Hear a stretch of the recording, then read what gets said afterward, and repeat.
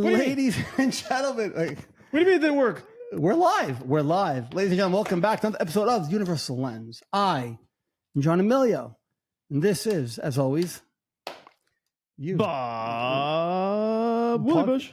Who? Bob Willie Bush. I think you say Bob Barker. Bob Barker. Thank you, everybody, for coming back. Special? For whoever is watching, live episode. This is episode number 100 for us. That's right. Live? That live, I don't know what that means, but Live. It mean means that whatever we say here, I cannot edit. Well, if you're watching this right now, we're live. I cannot edit out the farts or the burps that have happened in the past. None of that happens anyway. Right. Okay. None of that happens, bro. If it does, you get to enjoy it with us in this episode. But 100 episodes. Dude, 100 episodes. I got to tell you something. When we started this, November 2022, on that, I wish I could turn the camera that way. There's a pool table right over there, which I put 2 chairs, 2 mics, and with this little contraption, probably the size of my phone, that the mics are hooked up to, and that's what we recorded on. Yeah. And then I have to transfer it over to online to Podbean and upload it and add like music to it. You know, and that evolved into Henry's idea. We should get a camera. And then we had the camera. We started doing our video shows. And you forgot What? one of the most important things. It was called Just Be. When it first started the show. So if there are any OG listeners out there, Just Be. it was called Just Be. I guess it's like a double entendre, right? Because Just Be is like, as far as mindfulness, to just be. But the B was Beltra and Emilio. Yeah. All right. That was a little... And you know what's funny? A little ironic. So before we went on, I was surfing Facebook, as one rarely does. And shout out to my good friend Monica Hadassi. Monica, I hope you watch this. Came across one of your quotes in Hungarian. Translation was... I was hoping for a translation. The translation, it says, positive thinking does not mean that we are wearing rose-colored glasses, and it does not mean that we behave like everything is in order. In Latin, positive means that which is. So to be positive means to accept that which is, and then continue walking forward. And then you're like, you said to me, yo, grab that. Yeah, because that embodies just be. And we'll get to that in a second, but like just be. Like that's what it started out as the show. And it's been a ride for us. I know for me and for Henry and Anthony, who was on the show briefly with us also. Yep. I mean, it was definitely a ride. We went from like 2 mics on a pool table to 3 mics and 2 cameras on couches to, 3 mics and 2 cameras here. And then I finally figured out how to make it all work on 1 camera. And now we're just back to... Yeah, I mean, aside from the production aspect of it, which is, that was a little behind the scene ride of how the show's evolved. And you bore the brunt of that, which if I had many hats, I'd take them off. I don't know if I give myself credit for that. But God bless, thank God you do that. But we, like, when we did this, we said, we would, I saw you write this on the intro to this episode where what began as just us having coffee, our coffee talks. Our coffee talks. That's how it started the show. Absolutely, yeah. And we never really veered from that. And we always said, we don't do this for you. We do this for us. But if we open it to you, you might get some insight. You might find something helpful. And once we made that connection a few times with you guys out there, whoever you are, we felt such a connection, such a jolt. And like we were just talking before about how there are people around us, and like, I don't know if we invite people to talk or there's something about us that invites people to talk. I think it's the latter. Something about us invites people to want to gravitate to you. But there's a part of me that truly enjoys that, and truly, because I think at the root of it, we want to help. That's why we do this. Yeah, we enjoy the aspect of helping because we know how it feels to be captive to our minds, captive to our thoughts, and then go along for that roller coaster ride. And all of a sudden, there's something that can help. Something that, hey, not only are you super beneficial. Yeah, not only do you not have to be captive, but it's a beautiful ride. What? Like we just went from I'm gonna crash that wall to this is great. This is fine. This is great. This is life is an experience, and we're gonna what the hell just happened here? Yeah, and we're 100th episode 100 episodes. I mean, cementing that thought. and just like, I don't want to glaze over that because there's a ton of podcasts out there, right? I mean, nowadays millions and millions and millions of podcasts. Is a topic in a podcast for every topic in the world. There's even one I know about. There's two people I know that do a podcast about cereals. Just so it's a podcast already.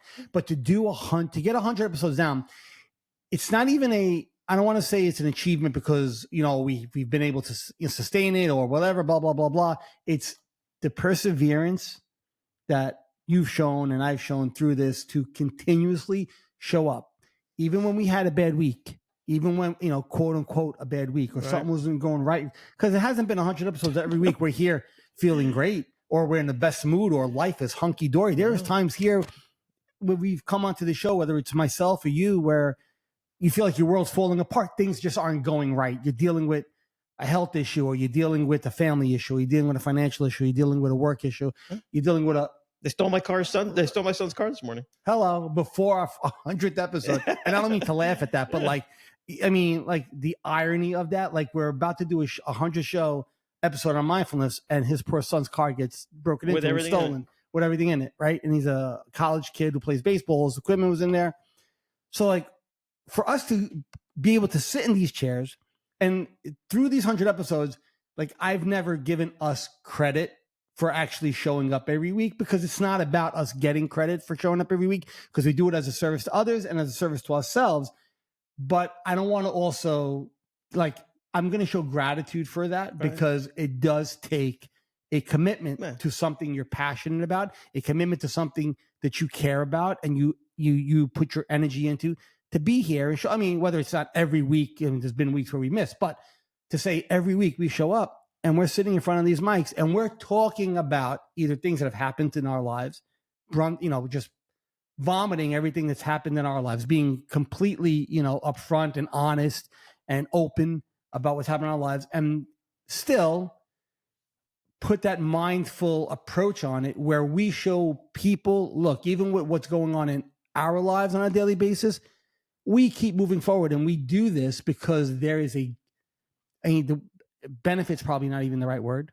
If there's a word more grandiose or, than benefit, the benefit is tremendous. The benefit is life-changing. That's probably, a great way to put it. Yeah, the benefit is life-changing of it. And as the show has gone on, we've evolved. So like day one, and this isn't like if people who listen to episode 1 and now listen to episode 100 and hear me, but even hear Henry more, you're going to hear a person who went from, just to use an example, a student to a teacher. Like he was somebody who was using the show as a form of to learn about it, to now becoming a person who teaches this, in life with the people he comes in contact with.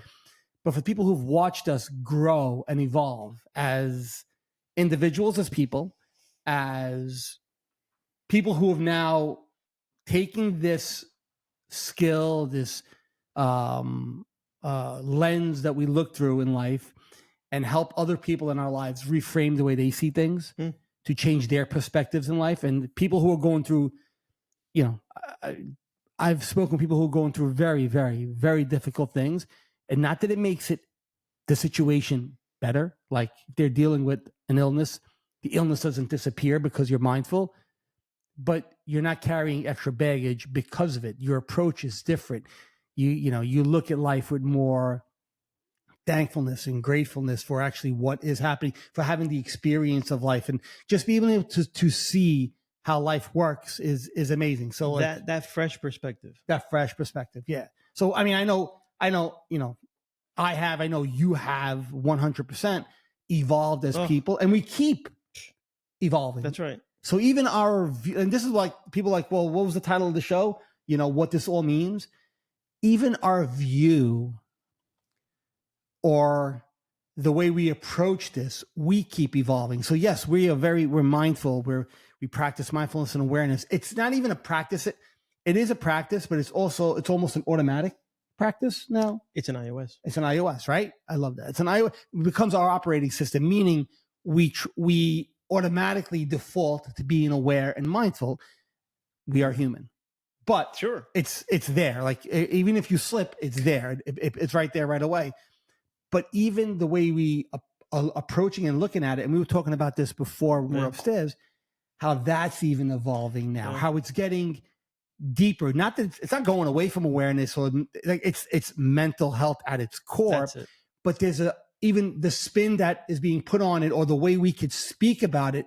Maybe that's a better way to put it. Like the way we could speak to other people about it now is evolving, where where I think at one point mindfulness was mindfulness and awareness. And if you were a religious person, you were religious, let's just say. Yeah.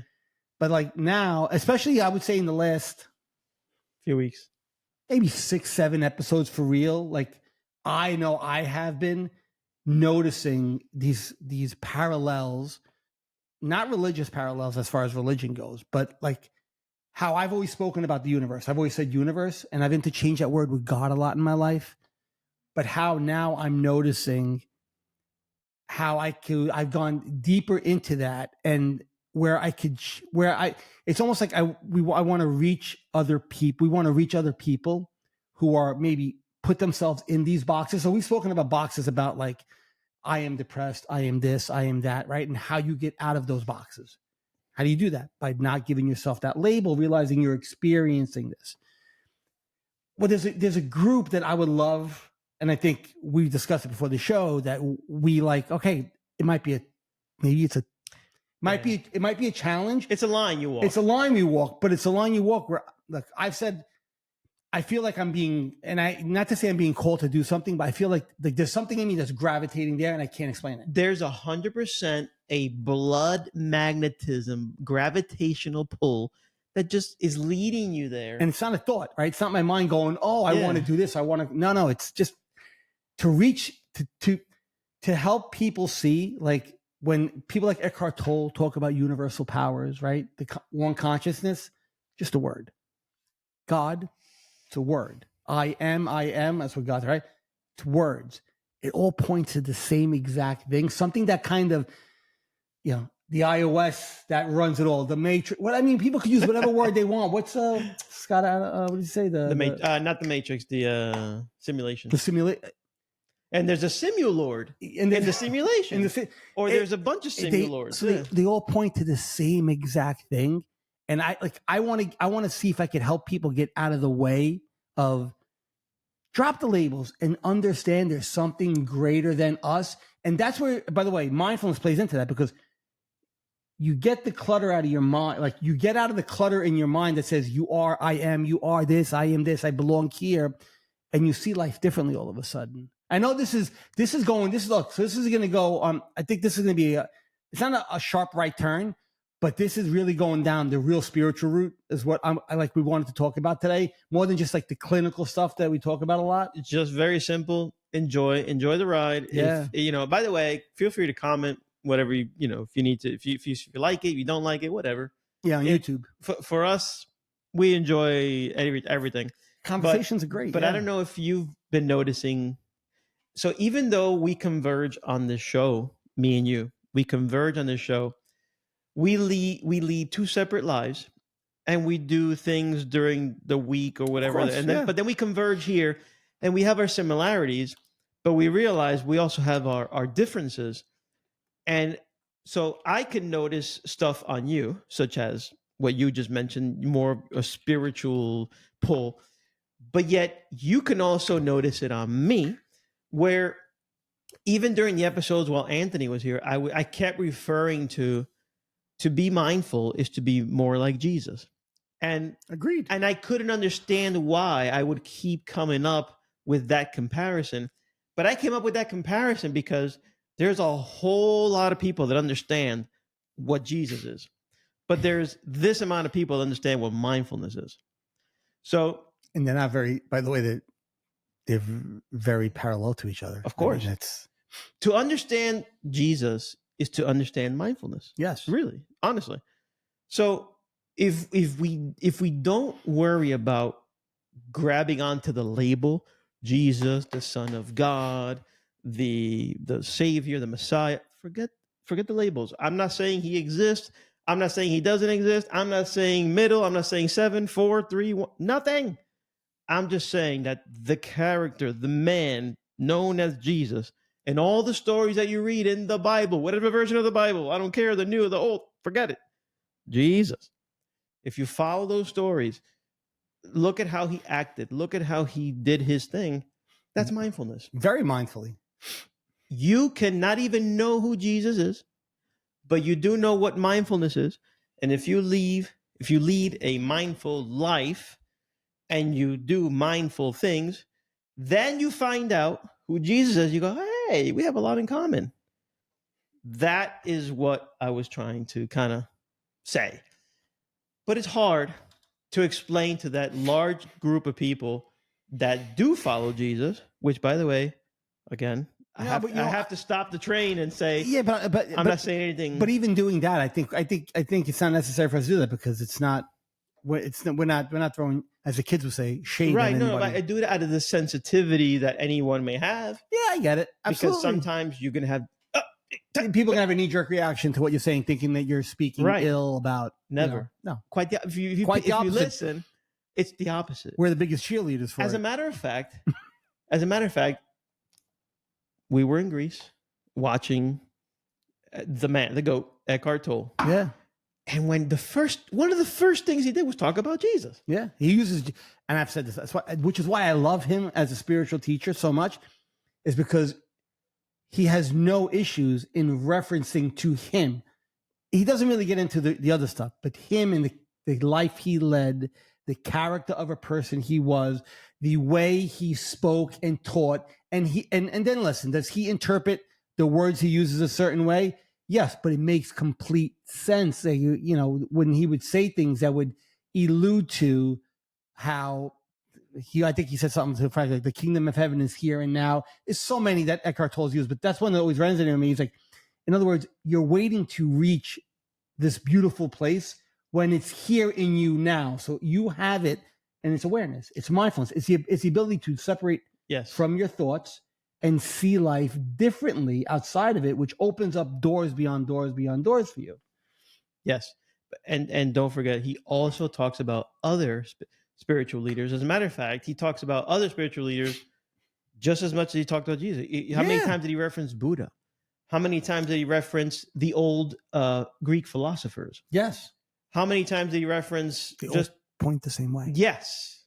That's the goal here. That's the kicker. The kicker here is that we haven't discovered America here. No, we actually no. Yeah, I thought this was our idea. Yeah. No, we didn't. Damn it. No, actually, as they say, America was named after Amerigo Vespucci. Amerigo Vespucci, who is a good Jewish man. Yes. Oh my God, you took the words out of my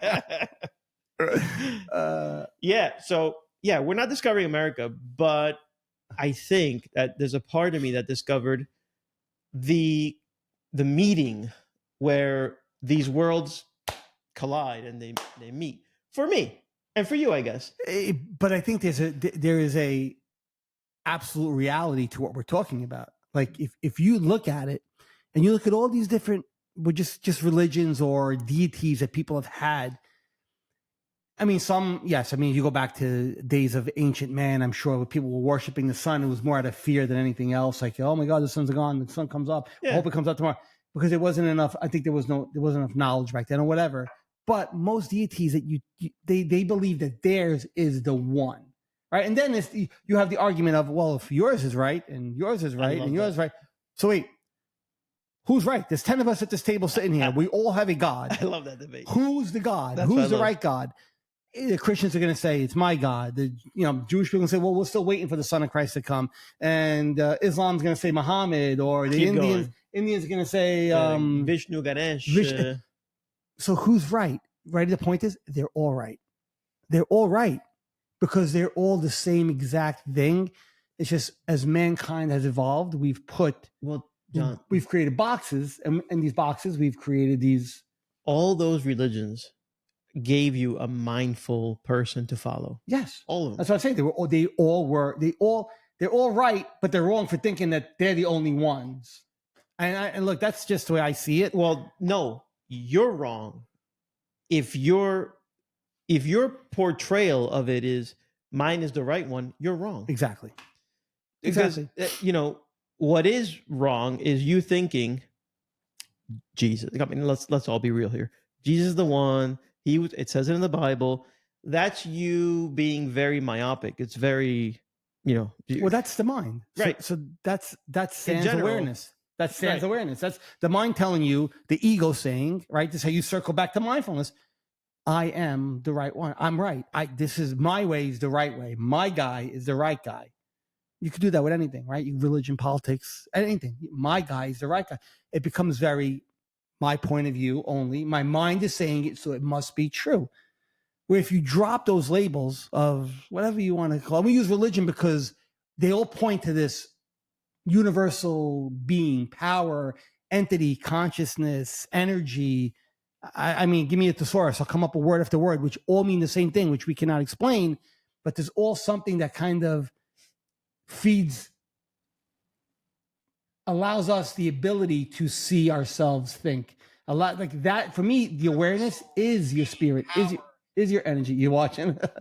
Is your energy? Is your Oh yeah, we're having some comments. Your awareness, are we? Uh-oh.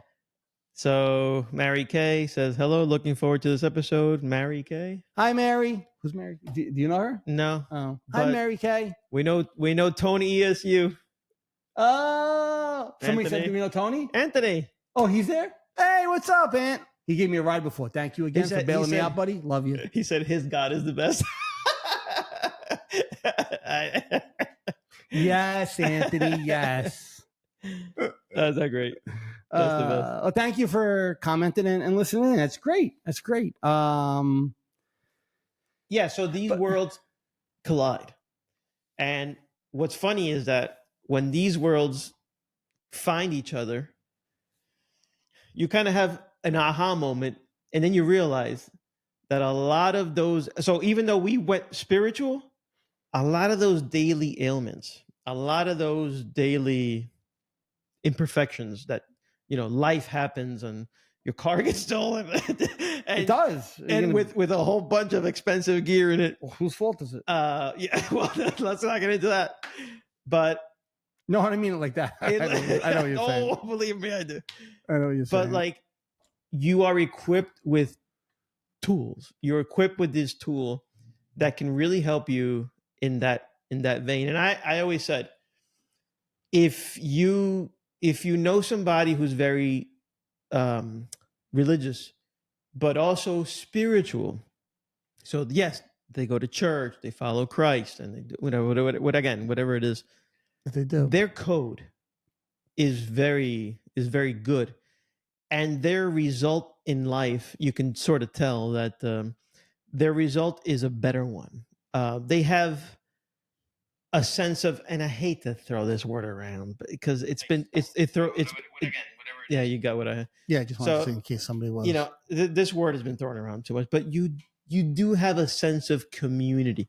So that religion provides that for you, where your church, your community, blah, blah, and I get it. No, and that has a that's utility right, to it for sure. You're not alone, and you're not the only community is one. an amazing thing. Yeah, but at the end of the day, it's like this code can help you in all aspects of life, and it really puts things in perspective. So even the most religious person in the world, meaning they know the Bible, let's just say, and we speak about the Bible because that's what I was brought up, Roman Catholic. Same. Yeah. Right? So they speak about the Bible in and out. They know the story of David. They know the story of whoever, whatever kings and prophets came up. They know every story that happened in the history of the Roman Catholic Church or what was said, and they're still not a mindful person.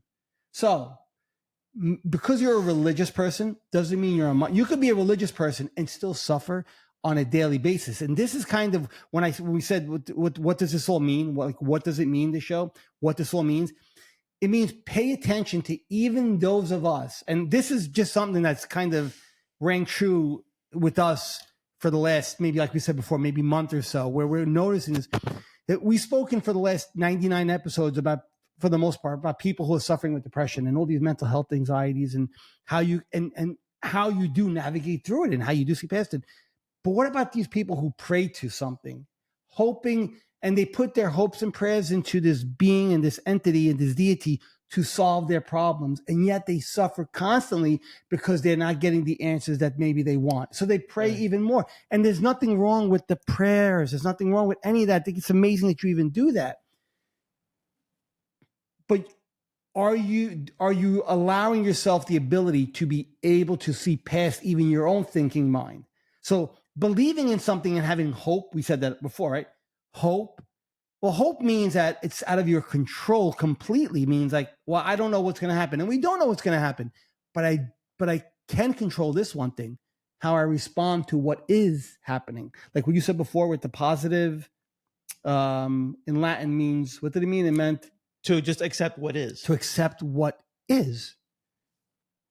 I mean, there's a lot of people in all religions who are so fixed in how they see the world and how they see things that they're not even able to do that. They can't see past that, and they'll still suffer on a daily basis. The same way somebody who has depression says, I am depressed.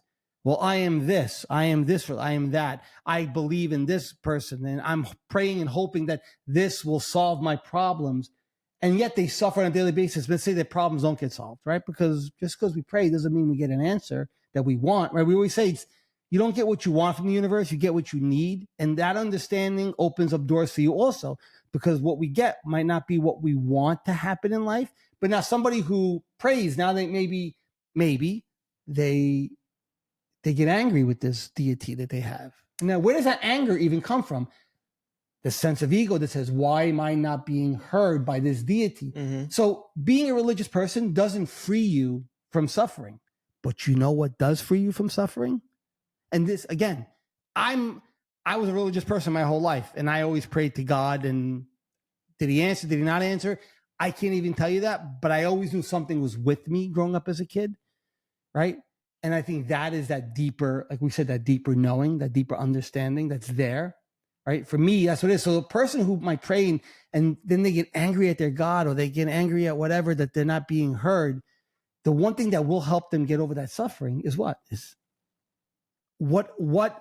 Go back to Jesus Christ, what Jesus actually was about, teaching you how to see life beyond the rules and regulations, the thinking mind, the constructs that your mind said things must be a certain way, where now you get to see things differently.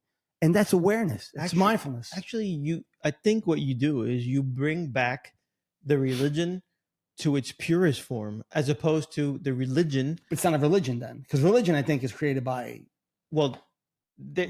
that's what I was getting at. Is that when I call religion, I call the thing that Jesus was trying to teach, or God sent Jesus to teach. All right, whatever the yeah. I may not be getting the story right, but you get the gist of what I'm trying to say. But then whatever happened after that, when the years happen, all of a sudden you can't eat meat on Friday, or else you're not going to heaven. Yeah, and those are just the rules of the religion. What you do is you kind of bring it back to the aspect of the purest form, which is the mindfulness aspect, because I don't think Jesus would ever stand before you and say, I don't know, but I don't think, wait a minute, hold up a second. You mean to tell me you were a very good person, you lived a very mindful life, I know where you're going with this. You reduced your. I used to say this when I was 13, right? By the way. You reduced your complaining. I said the same thing when I was 13. You reduced suffering of people around you. After you figured out your own way of dealing with suffering, you shared it with the world. You are a special person. But I got to tell you, I saw how you didn't give a crap about Fridays and you ate meat. All right, I saw that. We didn't see that. So your point. So we actually are coming back to the root. Well, we're trying to shed light on what the root of it all actually is. And if nothing else, we want to shake the rigidity of it all. Yeah, and this is. I honestly think this is a little, dare I say, daring, because you will listen. There might be people out there who just might offend, and it's not with the intention to offend. It's the intention to enlighten, not to enlighten you that if you go to church, there's something wrong with it, or to enlighten you that if you do forego meat on Fridays, there's something wrong with it. Absolutely not. My daughter gave up chocolate for Lent, right? Yeah. And I told her one thing. I said, honey, it's beautiful. Yeah, I did. I tried to bust a chocolate smile, come with an Oreo, and push it on their nose like this. Oh, I love yourself. But I do it on purpose. Yeah, it's fun. Whatever. Such a great guy. But reduce the suffering. Yeah. but she's a pain. No, I'm joking. But it's not about those constructs or what, like you said about the Fridays giving up this or that. But when I told my daughter, why are you giving it up? Right. Do you understand? Do you understand why you're making that sacrifice? And if your answer is because I want to sacrifice something for whatever reason it might be, for I want to show my sacrifice to the world. I'm going to give this up in honor of this or that, or for my own personal reasons. Sure. Clap. Beautiful. God bless. But I said, if you say I'm doing it because I was told to do it, and that's why I'm like, but you'd see. So now you're doing, and she didn't. She said she wants to, and I was like, that's phenomenal. I go, honey, then go for it. Do it. Absolutely. I said, don't do something because you're told to do it. Know why you're doing it. Understand the reason to why you're making that choice. And if you're making the choice to go to church on Sunday because you love the community of church, or to temple, you love the community of temple. Amen, hallelujah, whatever word you want to use. That's Mazel tov. Mazel tov. That's great. That's awesome. I give like I implore you, do more of it. But if you're going because you have a fear that if you don't go, something bad's gonna happen to you. Well, like you said, you're taking it back to the pure reason of what this actually is. Those are the constructs of our mind that tell us we must. Like episode 1 or 2, must, should, and have to. I said are words we should all lose from our language. I know we have to use it. I just said should. I get it. We must lose it. We must lose the word must, should. But they're words we should pay attention to how we use them, right? That's what I'm trying to say. Yeah. Because when we say I must do it because I was told to, or because it's written in a book, well, now you're not thinking freely anymore. You're actually just replaying rules that have been given to you. And there's no awareness in that. There's no mindfulness in that because you're not seeing the reason to why you're doing something, right? And I pick the whole giving up, like you just said, giving up something on Fridays because it's for, Roman, for Catholics, it's the Lenten season. It's Easter Sunday tomorrow. So it kind of plays into it. Something fresh. Yeah. It's something fresh. But imagine what Anthony said, Jesus still has during this time. Yeah, it makes things more, I don't know. Anthony said, just text us something. Jesus yelled. But it's not about that, right? So if you're able to see these things for what they actually are, and if you choose to do them because you enjoy them or because you're doing them for your own personal reasons, or you have a beneficial reason for doing them, then I think there's a major utility to them. Yes, sir. Right. And by the way, you don't suffer these things anymore. You don't suffer giving up that because you're choosing to do it. Like when I was a kid and I was told I couldn't eat meat on Fridays, or I had to give something. I did it begrudgingly because I was told to do it. I was being told I had to do it, right? And as a kid, I didn't understand, but I always thought, hold on, I'm a good person. I live a moral life. I help people everywhere I can. Yeah. I try to be I try to live like, what would Jesus do? WWJ did. And I'm like, so hold on, but if I do this on a Friday, like I'm going to go to this place called hell. It never made sense to me, which is why as a child, I always thought like something kept telling me something's wrong. Explain to people how it's great to have that. It's beautiful to have that. It's an amazing thing to have that.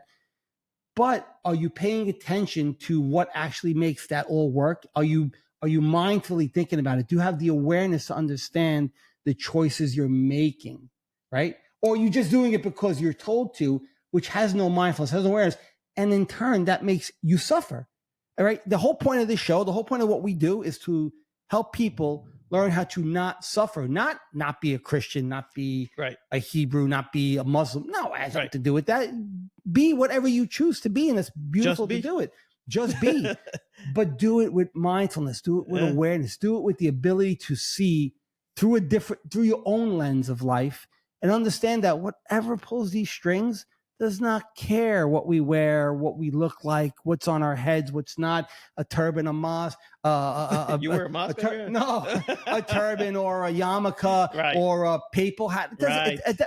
Those are just the customs, right? And that's been said in religions. Those are the customs. Enjoy the customs. They're there for a reason, but they're not what this is really about. And Michael Camarado's episode is what kind of, I had 2-3 long talks with him.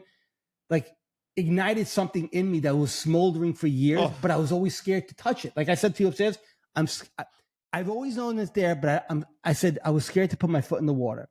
And recently I've asked, like, I'll use the word God, right? I've looked up and said, am I doing this the right way? And the last one that happened to me, like, this is what made me come to you and say, I actually want to go to my local church and talk to parishioners, not about Bible, because I'm not versed in that, but about this mindfulness and how to help them not suffer. It was 2:00 in the morning. I'm lying in my bed. I was in the Poconos. I woke up and my mind started thinking about this by itself. And I'm like, okay, this is interesting. Like, this came out of nowhere again. And a thought came to my mind. I didn't sit here and like really, really think it. I just kind of said, make the time. Like, I don't know why I said this. This is going to sound so weird. And I know this is live. I can't even edit this, but whatever. Yeah. We're down the rabbit hole at this point. I said, make the time stop. If I'm supposed to reach out and like find these and kind of talk about this more. And I kid you not, I had my Amazon clock, right? Went dark for 2 seconds. As I said, that went completely black and then came back on. Doesn't do that. It's never done that. I almost fucking cried in bed. I was like, yeah, well, I was like, wow. I was like, okay. So like, I've had these things happen to me in my life, but I've always been scared to talk about it because I come from a very religious family. I'm going to go to Easter dinner. I might get yelled at by my mother-in-law, my mother, or somebody because they're like uber religious people. I'm like, but I love all that. That's great.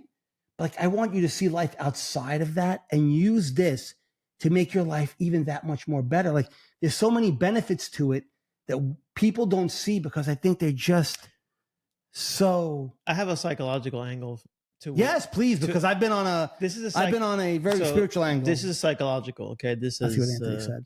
And I'm not a shrink, and I don't play one on TV either. But I think what we're seeing here is your number one focus has been and is the reduction of suffering for others. 100%. So with that at the core, where do people go to address their suffering? Church.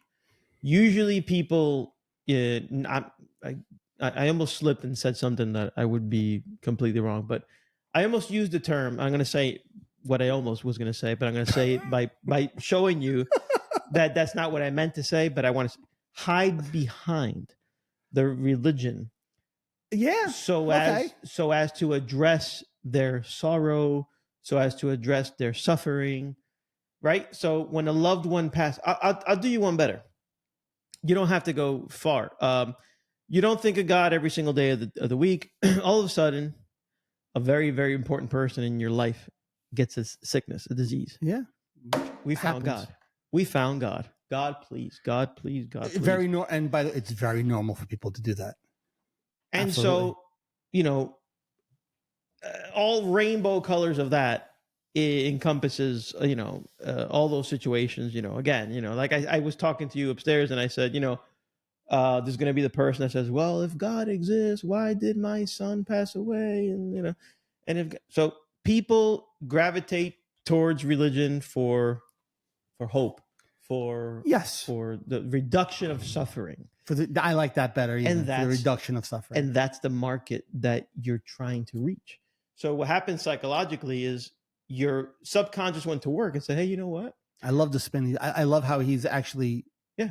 I think if I get awesome, connect these. Wow. What do you think about that, John? And John's like, yeah, I think I like that. The watcher, John said, I think I like that.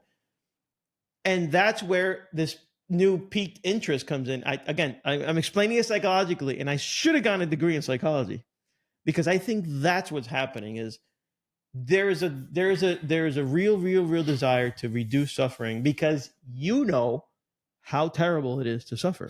So, and what makes you suffer? Well, the mind, your thinking mind, and you going along for the ride of wherever the mind goes. Wherever the mind goes, you go. Wherever the mind goes, you go. Again, I'm sure. Where is he now? He's not home. I'm sure he's cheating on me. I'm sure. There's a bar. I'm sure. What the hell's going on? You before you know it, you're like, 10 feet deep into a hole, and you have no idea how you got there. He was supposed. He was supposed to call me. I'm fired. There's no doubt about it. I'm out of a job. That's it. Yeah. What happened here?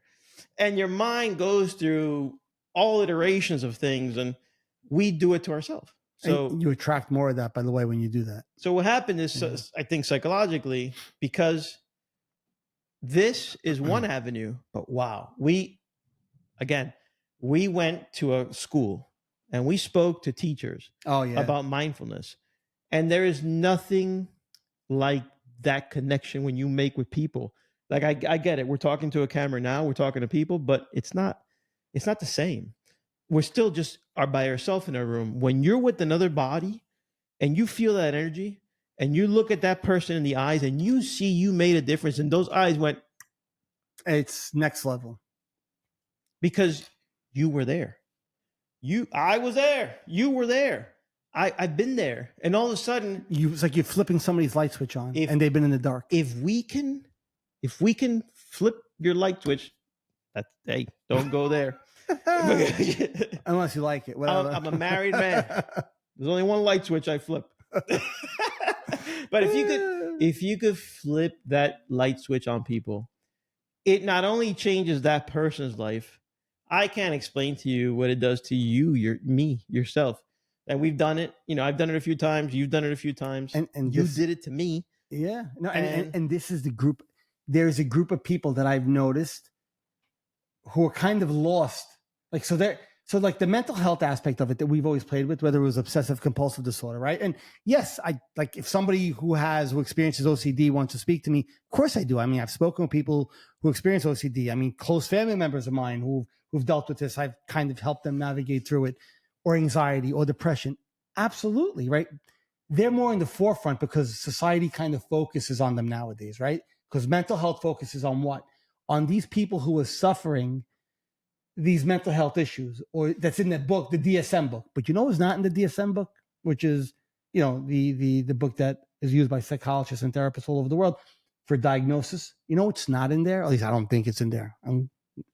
Anything about people who are uber religious, not OCD religious, where there's like, I think it's called, they're scrupulous, where they worry that God will punish them. Where they said not that, but a group of people who suffer because of their deep faith in something that they can't see past this construct or this veil that's been given to them from birth.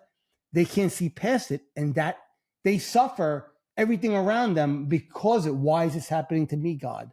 I've said that, right? As growing up as a kid. Well, why, God, I'm a good guy. Why would you do this to me? Now I'm suffering the person I pray to. I'm suffering that he's not listening to me. When it's not about stop for a second, take a breath, and realize that's not what it's about, right? Like there's a yin and yang to life. Like we were saying upstairs, you don't know pain. You don't know pleasure unless you know pain. You don't know loss unless you know love. Like you don't know love unless you know. They go like the yin and yang of life is a real thing. Like you won't know one without the other. But people don't realize, like people who really suffer that don't see it that way. They just go, but what? Why? I pray. I do this. I go to temple every week. Why are you doing this to me? Nobody's doing anything to you. Things happen in life. You have a certain authorship to it too. Yes, you do. You do. And we've spoken about this, like what you put out, you do get back. The more why me you say, the more the universe, God, whatever you want to use, is going to go, why me? I'll give you another reason to say, why me? Until you stop saying, why me? And like you said, be positive, but not, well, I'm the best, or yes, we could do this, but accept actually what is happening. And there's a freedom in it that kind of allows you to live life so differently. And I think, and Mike's the one to put me on to, because I know he talks to people in his parish back home, and he doesn't take a religious angle with it, which I think is great. I think I was meant to like hook up with him again for a reason, to be like, all right, hold on, but how do we reach these people now? Like, how do we get to that? Nobody goes to these people because they're scared to talk to them, because they're going to be, oh no, how dare you talk bad about because that might be the reaction you're going to get. But like I watched this growing up, And I remember being a kid. I mean, I remember as I was talking, you said, I used to say this when I was 13. Yeah. Well, Why me, as a God? young man, I always had, my views, and I would second guess them. And I would say, I would debate any priest. That was my thing as a kid. You would just debate a priest? Yeah, I would debate any priest on anything to do with religion, because, first of all, that was my wise guy. That was my wise guy talking. But because they're going to 9 out of 10, because I hate to generalize, but 9 out of 10, when you go to a priest for suffering, he's going to give you what a doctor would give you today, what a current modern doctor would give you today if you went for, here's his prescription. Yeah. Yeah, I mean, I think there are some enlightened aware priests, but they're in the minority. They are in the minority, yeah. And they don't really. I don't think they've tapped into this. If they would tap into this, it'd be incredible. But I don't think they have. I don't think they can explain to somebody that. I mean, I don't know. I honestly, I don't think we could honestly say like how many there are, how many there aren't. But if you go to church on Sunday, yeah, I mean, you're going to run into probably more or less exposure. Yeah, so I mean, I did as growing up as a kid too. I mean, I went to Catholic school. I was an altar boy in a lecture. Well, short of being an altar boy, I was in Catholic school my entire life. Yeah, on top of it, yeah, so was I. With the exception of my last 3 years of high school, Catholic school the whole way. And so I was, pretty versed, and like I would go to church, church going, so matter of fact, we had a few personal relationship with a few of the priests, and we knew them outside of the church, and beautiful people, but absolutely they always tended to, again, in my experience, they tended to have a script of it's what they were taught in seminary school, right? It's not just what they were taught. It all comes back to programming. Yeah, from childhood, the way they were brought up, the whole. They're programmed. We are programmed. So look at this. You have a programmed human person who's suffering, who goes to a programmed priest to address that suffering, and all you're getting is the program. So it's. Well, because a person will go to a priest because they're looking for guidance, and right, I would assume, right. It's what you're taught as a priest, and then as a priest, that's what you're there to really do. What you're taught to guide your flock or your parish, whatever it is. And who are we to say now that, hey, there's this thing called awareness and mindfulness? Well, because how many, not just priests, pick any religion, right? Any faith. Sure. Yeah. Or structured religion, whatever their high priests are, whether you're Greek Orthodox, Roman Catholic, you're Muslim. Some people right now are cursing us out. I'm sure. I'm sure they are. And if they are, listen, that's your prerogative. But again, nothing of what we're saying is throwing shade again at any religion. I think they're all beautiful in their own way, and they have beautiful customs. And there's a utility to each and every one of them. But like you were saying, that priest is going to tell you what he's been told his whole life. And they go to them with guidance, and they're going to try to guide you. But usually, I would say most of the times, they're going to guide you with have faith in the Lord. Have faith in the Lord. And again, those are comforting words. There's nothing wrong with those words unless you don't understand them properly. And now, it becomes and blind faith is something that we've been taught, right? You have blind faith that God exists. Okay, I have a belief. I don't even use the word faith. I have a knowing that there is something that calls me to do certain things in my life. Don't know what it is, but I know I have felt it at times in my life. I have felt like this, like almost like somebody's sitting with me being like, we're doing this together. Even in my darkest days, right? I always felt like there was some, and even if I wasn't getting the answer I wanted at that time, which is I'm like, a little help here, right? And even if it didn't come, but I always felt like there was something there.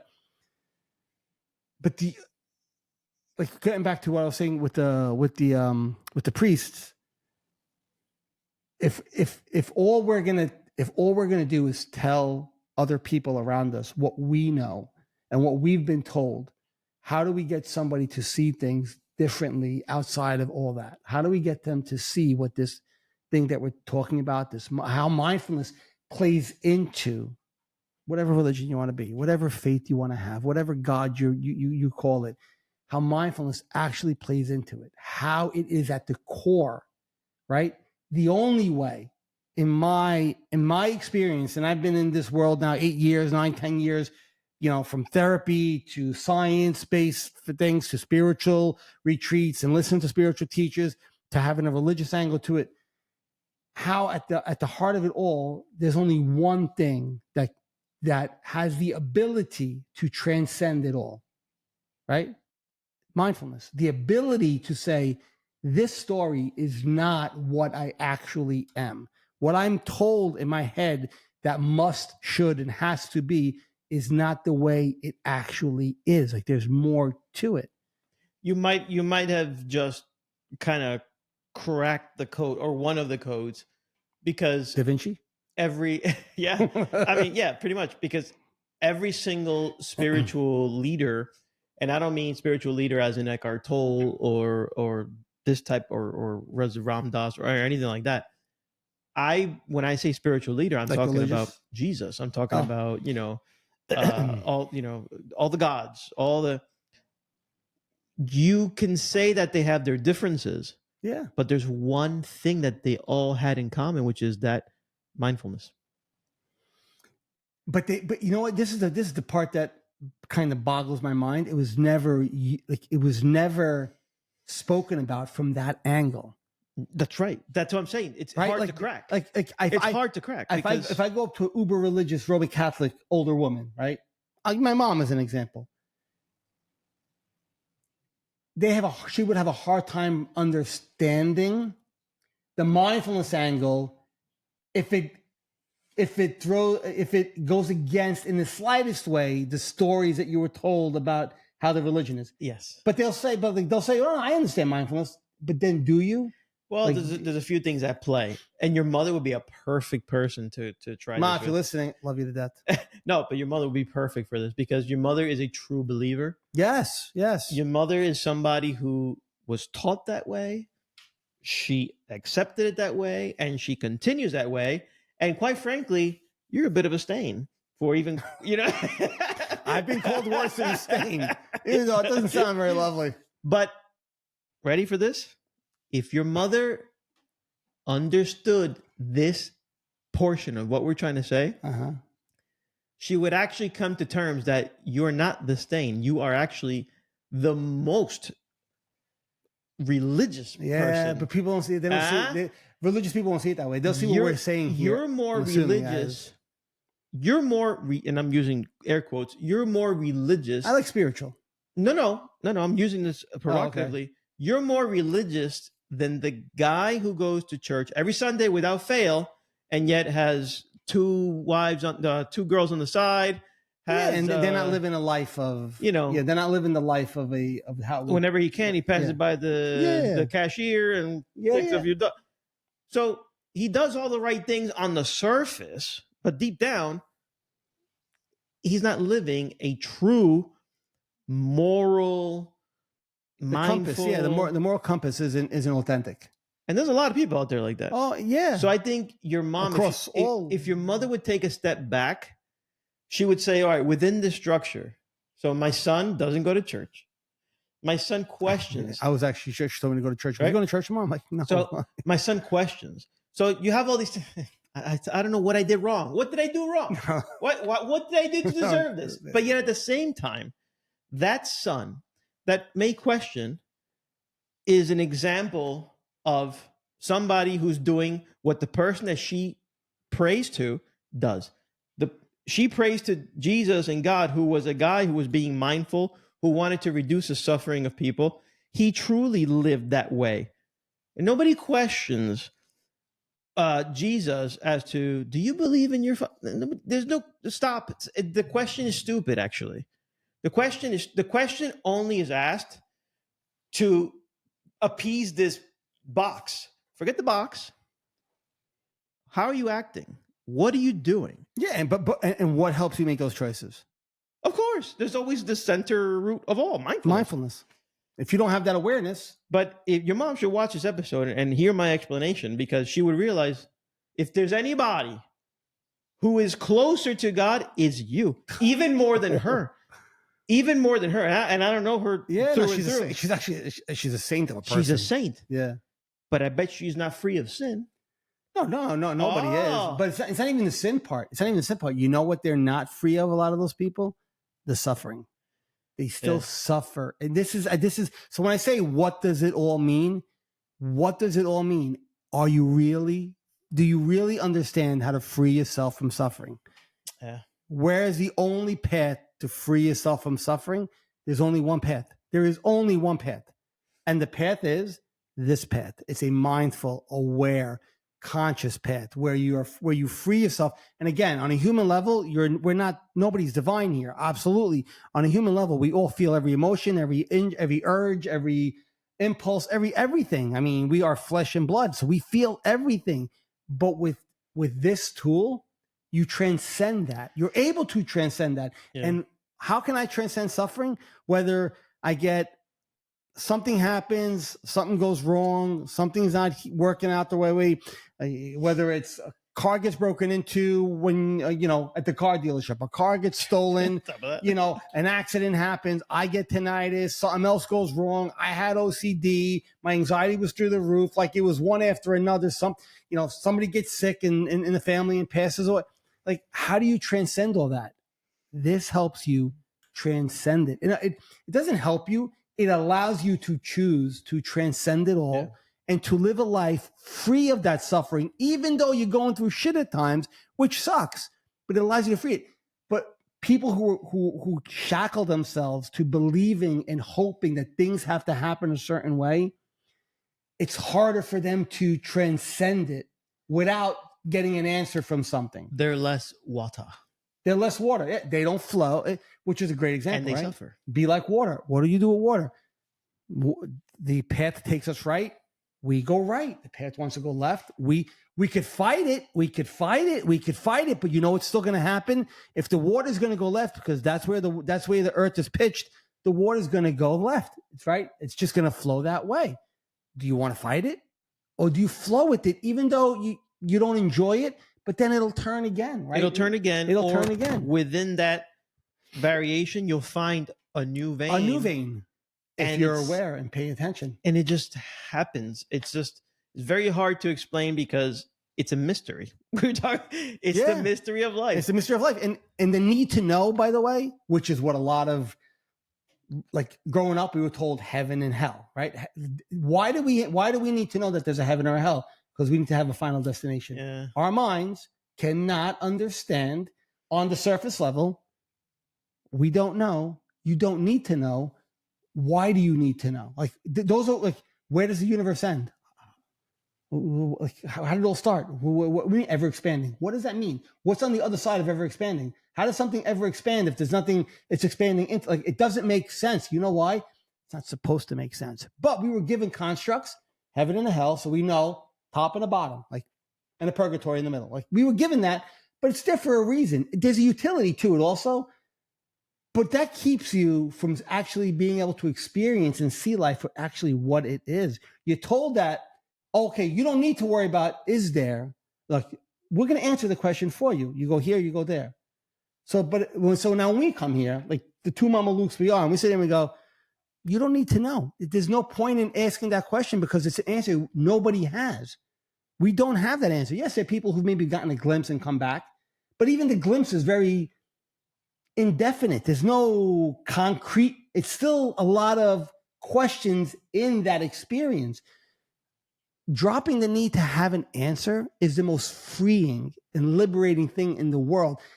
Obsessive compulsive disorder taught me that. Like, I always say, I was thrust into that for a reason. Like it was like, okay, you're not listening here. Now you're going to pay attention because you're not going to like the shit that your mind's going to give it to you. Like, you were hit over the head with a frying pan. I was hit over the head with a frying pan. Like, all right, I don't like this. Well, wait, I don't have to like this. I don't have to pay attention to it. No, this is great. Oh, so I don't have to believe the story in my head that things are this way or that way. Yeah, man. So, well, and a lot of what we do and a lot of what we follow, especially when it comes to religion, is because of this whole heaven and hell thing. And again, we've heard, back when the Muslim situation was more prominent in the news, and we heard of the 27 virgins and all that, whatever that is. So we all of these, they're given a definitive answer. All of these religions are making your thinking mind feel better, knowing there's a destination. Exactly. Boys and girls, if you're good, there's a destination. And then Eckhart Tolle is a blast when you watch him go, and when we die, and I point up. heaven. Yeah. And it's true. We've all been. And he says it in jest, but Right. but he's making such a point when he does that. Right. And then if we go this way, you Right. know what happens, You know right? what? Yeah. Burn. Yeah. Gas. And that's what he's, and this is a very prominent spiritual teacher. And he sees it, he sees that construct that's been given to us because it makes you feel better. But what happens is it makes you feel better. At the same time, It makes you, helps you suffer. yes, it Because keeps you there. Yeah, you suffer because, oh please, I don't want to end up down there. So I'm going to do exactly what this says, that says, and that says, so I don't end up And there. that one day that you ate, oh my God, I bit a burger. I forgot today's Friday. You know, that's got to stop. Chill out. Chill Yeah, out. but again, if you're suffering, only If it makes you suffer. if you're suffering that choice, you choose to do it on your own. I implore you, and I think it's got benefits beyond benefits. 100%. But if you're suffering the choice that you make, pay attention. And the only way you could alleviate yourself from suffering in life, and this isn't a 100% guaranteed you're not going to have a bad day. No. Okay. It allows you the ability on those worst days to transcend it and be there with it. Be positive, as Henry said at the beginning of the show, in accepting what is. And that's what positive, it was in Latin. Yeah, I said that being positive doesn't mean everything is rose-colored. No. Seeing the world through rose-colored glasses. No. Or we put the universal lens. Yes. So this lens allows you to take anything that comes your way and be water. And, you know, we're going to use a reframe to help us understand what can be going on here and have a productive reaction to the event. Absolutely. Again, you could still be suffering for real. You have a real event. I got to pay bills. That's the truth. Then none of this is going to help me pay bills. Well, you'd be surprised.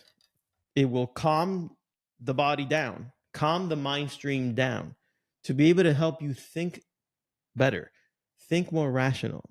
And if you do have a job, it's a great filter. it's great. It's incredible. I can go on for years. Yeah.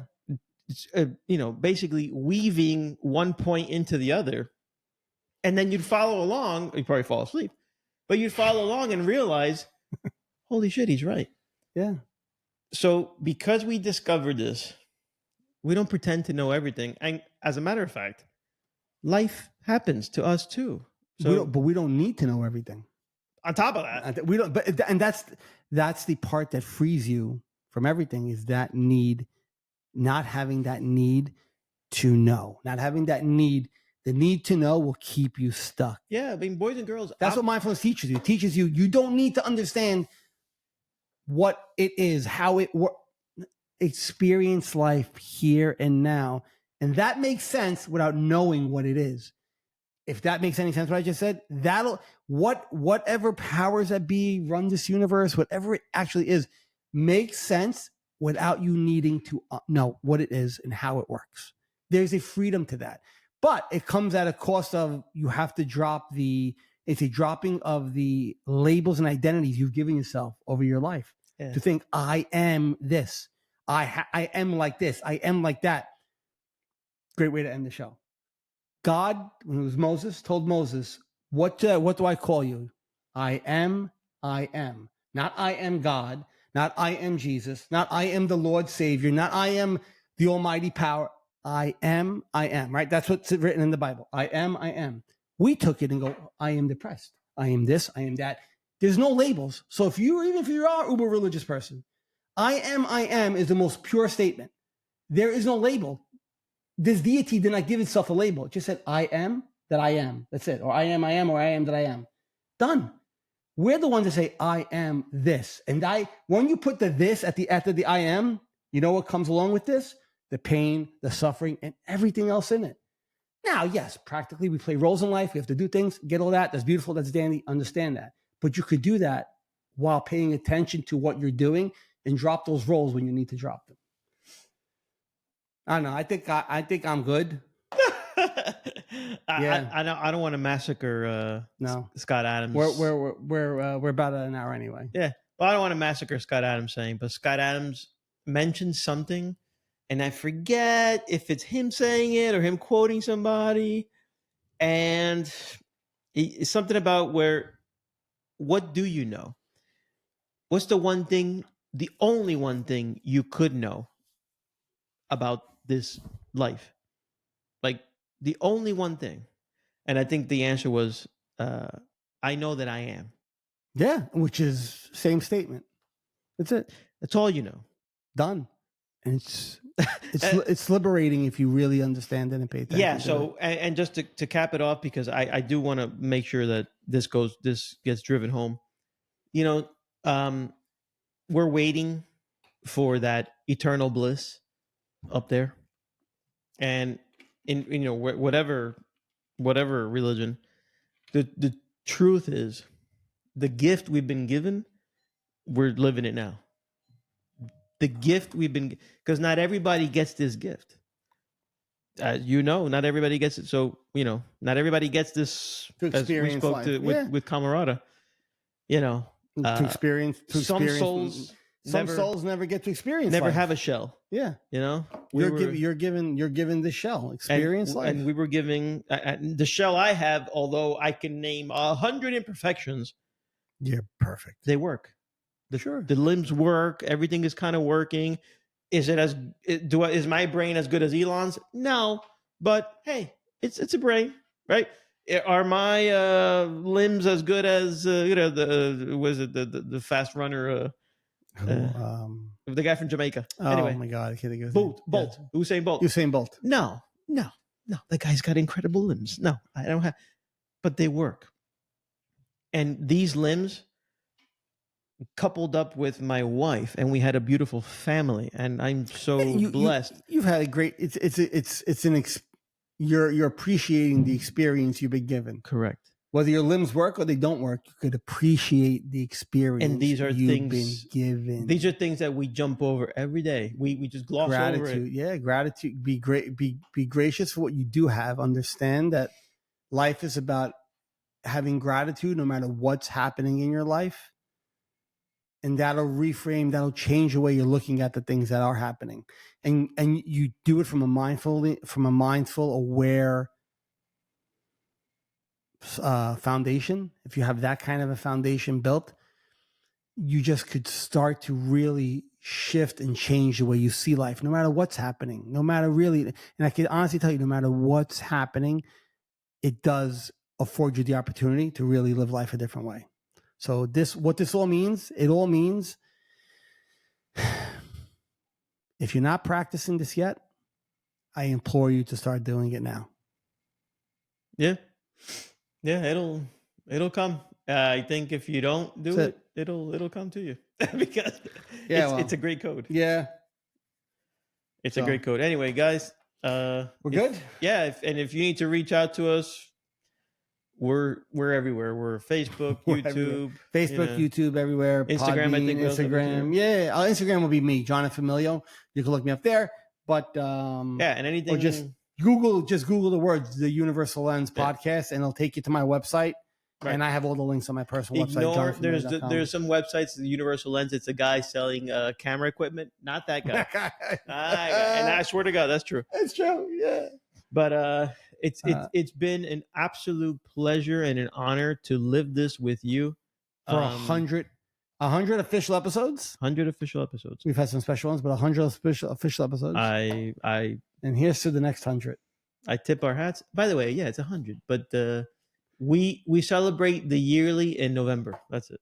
I will be 2 years. This November, it'll actually be 2 years we've been doing it, but we're 100 episodes in. Bro, 3. Oh, 3. I'm sorry. 2022. 3 years that we're doing it, but 100 episodes in. So thank you to everybody who has been along on this ride with us. Yeah. Thank you to the people who do tune. Even if you're a handful, those loyal handful watch every week, like Mary Kay, right? She's the one that always fills in our gaps when we don't remember a quote from a movie. Yeah. She knows exactly. So Mary Kay, thank you. I know people like her have been around since the very beginning, and hopefully we grab some more listeners along the way, and hopefully it will help them. Not hopefully. I'm not going to hope it'll help you. If you do this, it will help you. But thank you to everybody. Thank you to Henry for 100. Oh, thank you, man. bro. My brother's been through a lot with me. I think I could say that about you.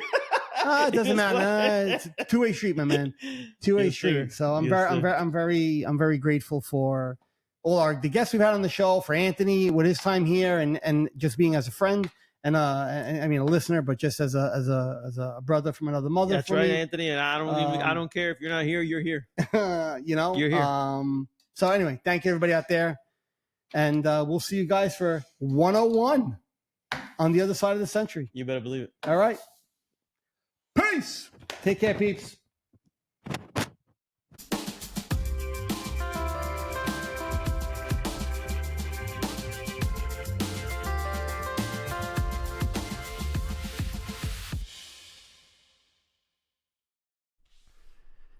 The insights and discussions that we speak about on our show are our own opinions and based on our life experiences.